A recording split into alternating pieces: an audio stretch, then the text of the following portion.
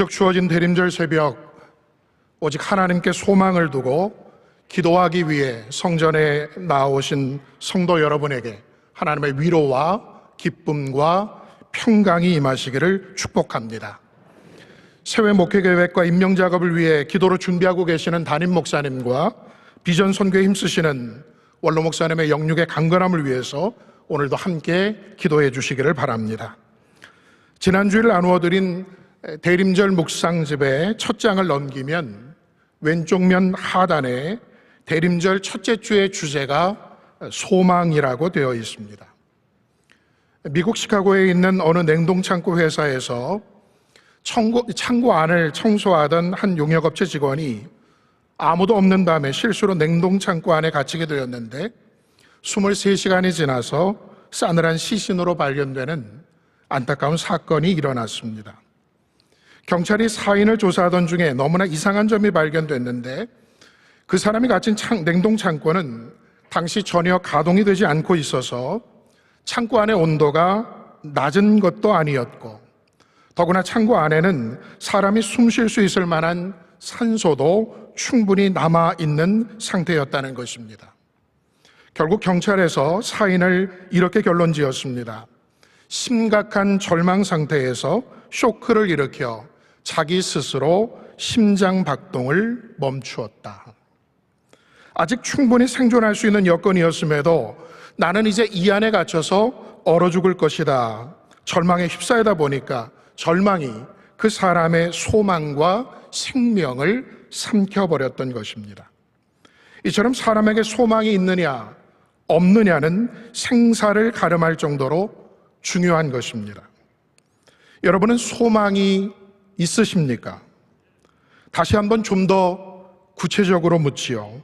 여러분은 지금 무엇에 소망을 두며 살고 계십니까? 아파트, 건물, 땅에 소망을 두었었는데 이번에 나온 종부세 때문에 절망하고 금이나 주식으로 소망을 갈아탈 예정이신가요? 아니면 노후에 믿을 것은 연금과 자녀뿐이다. 연금과 자녀에게 소망을 두고 모든 것을 다 쏟아붓고 계신가요? 불확실한 시대에 중요한 것은 스펙이다 하여 지식을 배우고 자격증을 취득하는 것에 소망을 두고 계신가요?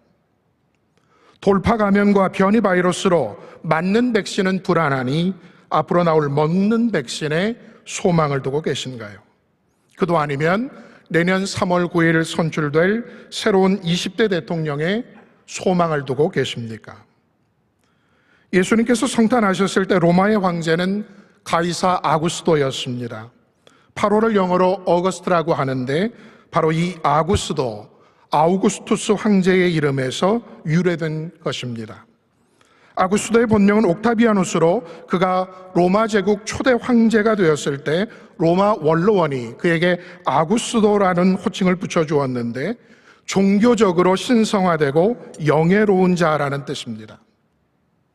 즉 아구스도 황제야말로 만왕의 왕이요 신의 아들이라고 선포한 것인데 세상 사람들도 그렇게 믿었습니다. 심지어 팍스 아우구스타, 아구스도의 지배로 얻어지는 평화라는 말까지 생겨났습니다. 역사가들은 아구스도 황제야말로 인류 역사에서 최고의 권력자였다고 주장하기도 합니다. 여러분 어떻습니까? 이쯤 되면 아구스도는 세상이 소망을 둘 구원자라 할 만하지 않습니까? 하지만 아구스도의 지배로 세계는 진정한 평화를 얻을 수 없었습니다.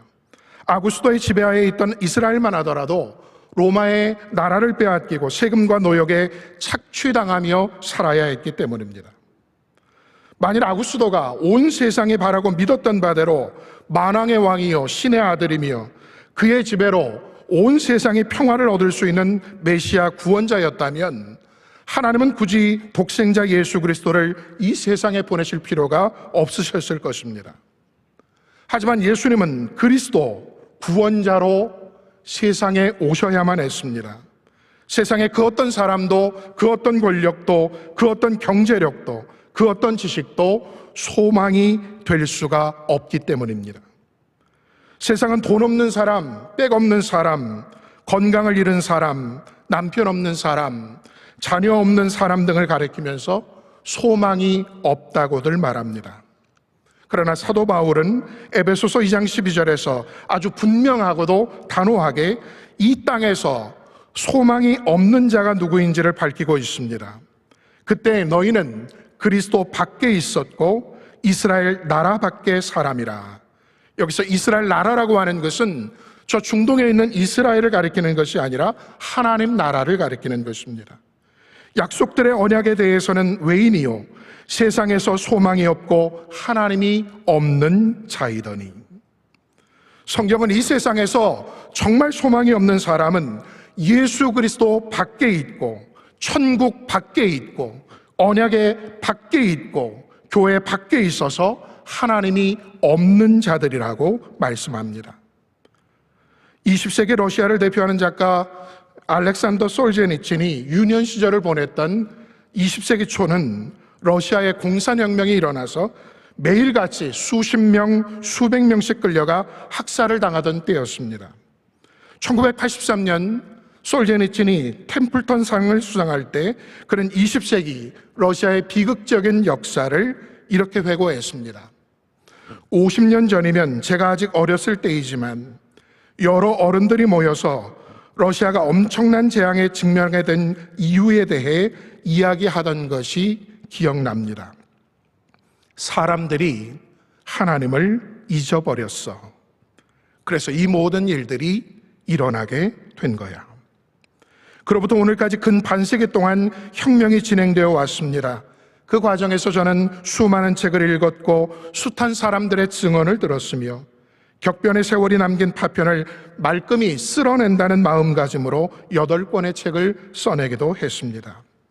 하지만 무려 6천만 명이나 되는 인명을 삼켜버렸던 혁명이 오늘날 철저하게 실패로 돌아가게 된 요인을 가능한 정확하게 지적해달라는 요청을 받는다면 사람들이 하나님을 잊어버렸어. 그래서 이 모든 일들이 일어나게 된 거야 라는 말을 되풀이하는 것 외에 달리 덧붙일 말이 없습니다.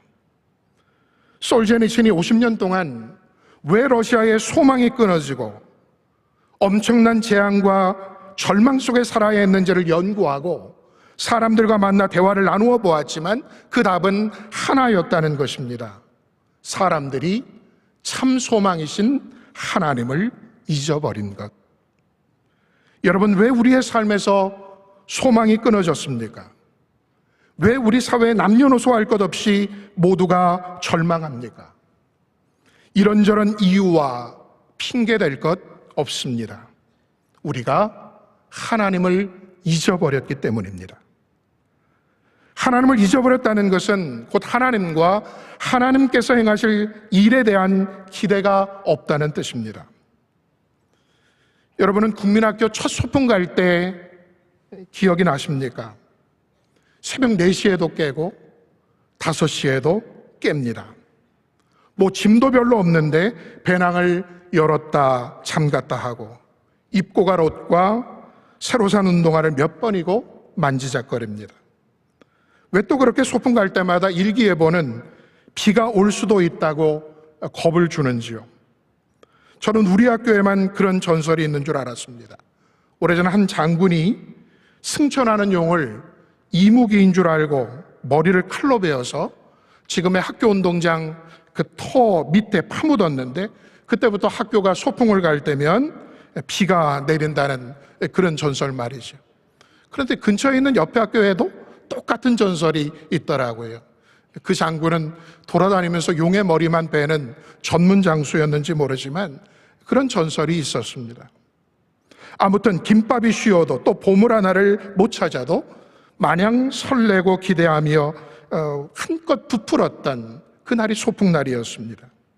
그런데 나이가 들면서 삶에 대한 설렘과 기대가 자꾸 줄어듭니다. 인생에 대한 기대도 또 하루에 대한 설렘도 만남에 대한 신선함도 없습니다. 이처럼 삶에 대한 기대가 없는 사람은 네가 살았다 하는 이름은 가졌으나 실상은 죽은 자로다 하신 주님의 말씀과 똑같은 사람일 것입니다. 설교 서두에 여러분이 지금 어디에 소망을 두고 있는지를 물었습니다. 내가 소망을 어디에 두고 있는가? 이것이 중요한 이유는 내가 소망을 두는 그것이 바로 내가 지금 믿는 것이기 때문입니다. 오늘 새벽 주신 말씀은 우리의 소망의 근거가 무엇인지, 소망하는 우리의 태도가 어떠해야 하는지, 그리고 결국 소망이 이루어지는 실제가 어떠한지를 우리에게 증거하고 있습니다. 본문 13절에 먼저 소망의 하나님이라고 했는데, 이 말씀은 우리 소망의 근거가 성부 하나님이심을 증거합니다.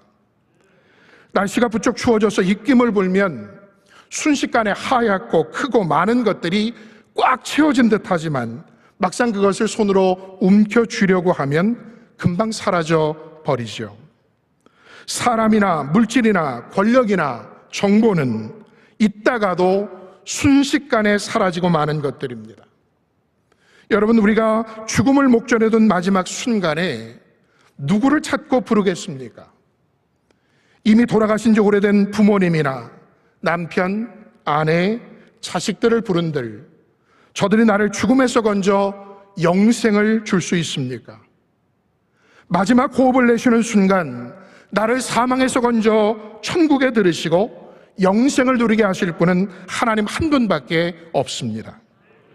이처럼 나의 죽음의 문제, 구원의 문제를 예수 그리스도를 통해 이미 해결해 놓으신 하나님께서 우리 삶의 그 어떤 부분인들 소망이 되어주시 못하시겠습니까?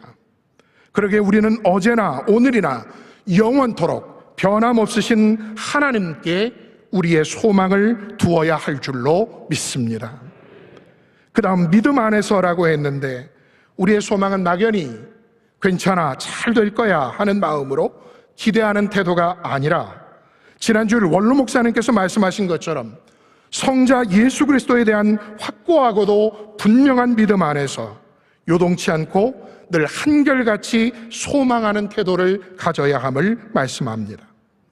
성경은 야고보서 1장 5절과 6절에서 말씀합니다. 너희 중에 누구든지 지혜가 부족하거든 모든 사람에게 후히 주시고 꾸짖지 아니하시는 하나님께 구하라. 그리하면 주시리라. 오직 믿음으로 구하고 조금도 의심하지 말라. 여러분은 자신의 마음을 신뢰할 수 있으십니까? 우리 마음은 한 가지 일에도 마음이 2개, 5개, 10개로 나눌 수도 있고, 마음이 넓을 때는 태평양처럼 넓다가도 일순간 바늘구멍처럼 좁아지기도 합니다. 우리가 소망할 때 만일 내 마음 가는 대로 두었다가는 이랬다가 저랬다가 연신 출렁거려서 결국 소망의 항구에 이르지 못한 채 침몰하고 말 것입니다. 그러기에 우리는 언제나 내 마음이 아니라 믿음을 붙잡아야 합니다. 우리가 믿음의 배에 올라 소망으로 항해하면 그 배는 예수 그리스도께서 친히 선장이 되어 주셔서 키를 잡으시고 우리로 하여금 정확한 소망의 항구에 이르게 하실 줄 믿습니다. 마지막 성령의 능력으로라고 했는데, 이어진 소망이 넘친다는 것은 소망하는 바의 실제를 보기 위해서는 소망의 그릇 안에 무엇을 채워 넘치게 해야 한다는 뜻으로, 그 채울 것은 바로 기쁨과 평강입니다. 우리는 흔히 내 소망이 이루어져야 기쁨과 평강이 충만하고 그 모든 평강이 찾아올 것이라 이렇게 생각하는데, 성경은 도리어 그 순서가 바뀌었다는 것입니다. 우리가 믿음 안에서 먼저 기쁨으로 평강으로 충만하여 차고 넘칠 때에 소망이 이루어질 것이라고 말씀합니다. 어떻게 아직 소망이 이루어지지도 않았는데 내 속에 기쁨과 평강이 가득 넘칠 수 있을까요? 그것은 오직 하나님만이 나의 소망이심을 나로 하여금 믿게 하시고 오늘도 그 믿음 안에 살게 하시는 성령의 능력으로만 가능한 것입니다.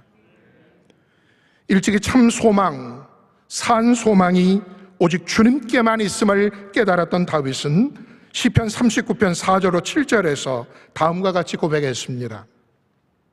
여호와여, 나의 종말과 연한이 언제까지인지 알게 하사 내가 나의 연약함을 알게 하소서.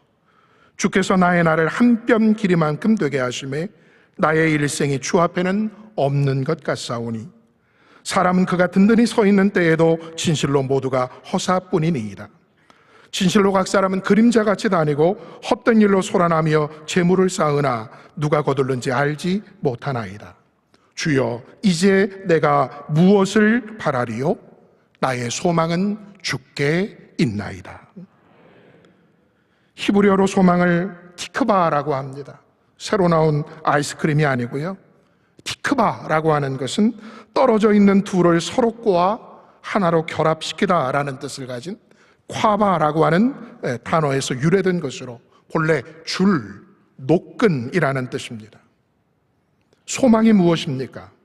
마치 자궁 속에 있는 태아가 탯줄을 통해 엄마와 하나로 연결되어 있는 것처럼 하나님과 백성된 우리를 구원자 예수 그리스도께서 하나로 연결시켜 떨어지지 않게 단단히 붙들어 매시는 것, 이것이 바로 성경이 말씀하는 소망입니다. 군대 유격 훈련 중에 막타워라는 훈련이 있습니다. 사람이 가장 공포심을 느낀다는 11m에서 줄 하나를 의지하고 뛰어내리는 것입니다. 보시다시피 제가 덩치가 좀 있지 않습니까? 그 안전장비라고 준 것을 바지처럼 입어서 걸쳤는데 얼마나 꽉 끼는지 제대로 걸을 수가 없을 지경이었습니다. 그래서 끈을 늘렸는데 끈의 매듭을 아무리 봐도 금방 풀어질 것처럼 느슨한 것입니다. 아무리 조여도 자꾸만 풀립니다. 그 매듭이 완전히 풀리면 줄에 안전장비만 남고 저는 그대로 추락하는 것이죠. 제가 뛸 차례는 점점 다가오고 그래서 옆에 있던 조교에게 용기를 내 말했습니다. 제 안전장비 끈이 좀 이상합니다. 조교가 이리저리 살펴보더니 매듭이 자꾸 풀리네. 너 일단 빨리 뛰어내리고 밑에 가서 얘기해. 그러는 것입니다. 저는 왜 그 훈련의 이름이 막타워인지 알았어요. 그때 알았습니다. 막 태우잖아요. 그냥 무조건 입고 뛰어내리라는 것입니다. 그 다음부터는 정신이 혼미하고 어떻게 뛰어내렸는지 기억도 잘 나지 않습니다. 내려가서 밑에 있던 교관에게 위에서 있었던 일을 이야기하니까 교관이 조교에게 그렇게 이야기했습니다. 야, 이거 불량이잖아. 당장 폐기 처분해. 만약 그때 그 느슨했던 줄이 다 풀려버렸다면 저는 이 귀한 강단에서 오늘 새벽 말씀을 전하지 못했겠죠. 사랑하는 성도 여러분, 대림절은 마치 하나님이 아니면 다른 것이라도 붙잡으려고 여러 가지 보험용으로 늘어놓았던 썩은 동아줄 같은 너저분한 끈들을 싹 다 정리해버리는 시간입니다. 어느덧 풀리고 느슨해져 있던 하나님과의 연결끈을 교회에 바싹부터 단단히 붙들어 매며 오직 나의 소망을 예수 그리스도께 두고 우리의 모든 소망 되시는 하나님께 소망의 닻을 고정하는 시간입니다. 그때 이 대림절이 우리 모두에게 소망의 은혜가 충만한 절기가 될 줄로 믿습니다. 본문 13절로 여러분을 축복하며 말씀을 맺습니다. 이 대림절 소망의 하나님이 모든 기쁨과 평강을 믿음 안에서 여러분에게 충만하게 하사 성령의 능력으로 소망이 넘치게 하시기를 주님의 이름으로 축복합니다.